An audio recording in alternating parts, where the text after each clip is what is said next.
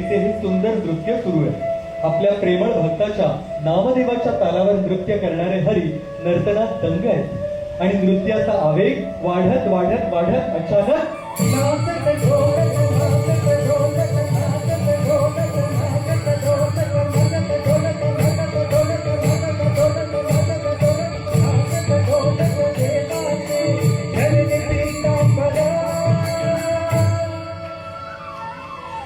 भगवंताचं अंगवस्त्र भूमीवर गळून पडलं आणि तितक्यात तिथे आले श्री कबीरदास. रसिक हो कबीरदास, राम भक्त शिरोमणी म्हणून ज्यांची ख्याती आहे ते श्री कबीरदास. कबीरदास तिथे येऊन हरीचा हात पकडून म्हणाले, सावध होई